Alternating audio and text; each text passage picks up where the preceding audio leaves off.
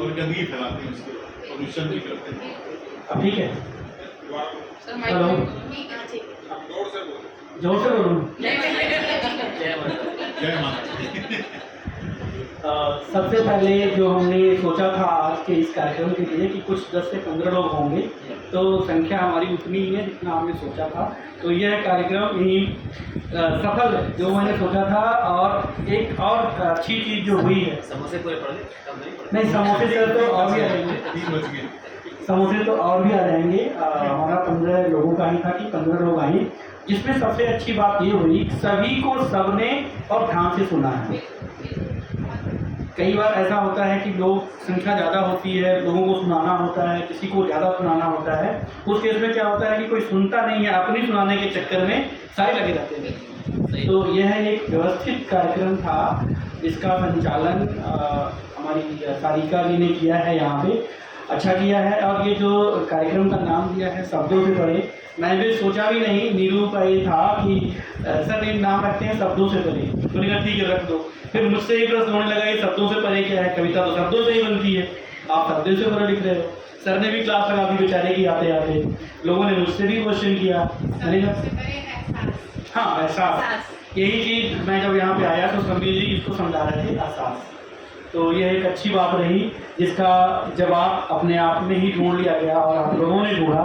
और अच्छी बात यह है कि मैं भी भोजपुरी बैग से ही आता हूँ, और श्वेता ने और आपने जो भोजपुरी की गीत यहाँ पे रखी, और संतोष पटेल जी भी भोजपुरी के लिए बड़ा नाम है, बहुत काम करते हैं। तो उम्मीद करेंगे हम कि इस भोजपुरी जो हमारी रीजनल लैंग्वेज है जिसके लिए बहुत प्रयासरत है और बहुत अधिक संख्या में भोजपुरी बोली जाती है, न कि भारत में जबकि विदेशों में भी बहुत सारे भोजपुरी के लोग रहते हैं, तो इस पर भी काम करने का एक अवसर मिलेगा और मुझे लगता है कि आप लोग इससे सहयोग करेंगे।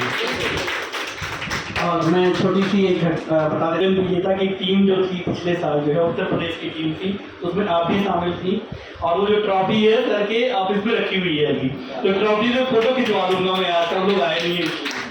तो उसमें हम एक काम करते हैं कि 24 अलग अलग दिन 24 प्रदेश की कविताएं तो रखते हैं हिंदी में, और अंतिम दिन हम 24 बोली और भाषाओं में 24 घंटे लगातार करते हैं। तो उसमें भी भोजपुरी को हम रखते हैं, भोजपुरी हो गया, मैथिली हो गया, अवधी हो गया। तो उसमें भी आप लोगों में से अगर कोई भाग लेना चाहेगा सीजन 3 में, तो आप लोगों का सहयोग अपेक्षित है। बिल्कुल, वो सितंबर में हम करते हैं, 1 सितंबर से लेके 24 सितंबर तक वो कार्यक्रम चलता है।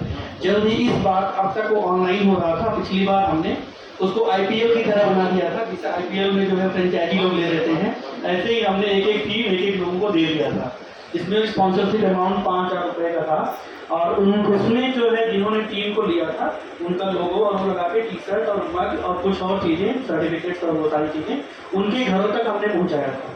तो एक नया कॉन्सेप्ट था, एक नया जो है नवीनतम कार्यक्रम था, और उससे लोगों को फायदा भी हुआ, और एक तरह से हिंदी भाषा के साथ साथ जो दूसरी बोली और भाषाएं हैं उस पर भी काम हुआ है। और एक नवीनतम कार्यक्रम इसलिए करता हूँ मैं उसको कि इस तरह की जब नई चीज़ें इसमें जुड़ती हैं तो लोगों का जुड़ाव होता है। क्योंकि बाकी हम कविता तो हर जगह सुनाते हैं, आप भी गाजियाबाद से चल के आए हैं, नोएडा से चल के आए हैं, सर गुड़गांव से चल के आए हैं, और यहाँ से भी लोग आए हैं। इतना समय और इतना टाइम जो हमारा बिजनेस आवर्स होता है, इसमें कितने लोग का घंटे के हिसाब से कितना पैसा कमा सकते हैं। लेकिन साहित्य, कला और संस्कृति को बचाने के लिए जो यह कार्य हो रहा है, इस दिशा में यह कार्य होते ही रहना चाहिए। इससे भी समाज जुड़ता है, और कई बार तो परिवार में भी कितनी अच्छी चीज़ हो आती है, परिवार बिछड़ रहे होते हैं, जहाँ लोग ऐसे लोग मिलते हैं जहाँ से उनको एक रिलेशन मिलता है और घर पर जाते हैं तो वो बहुत सारी चीज़ें ठीक हो जाती हैं।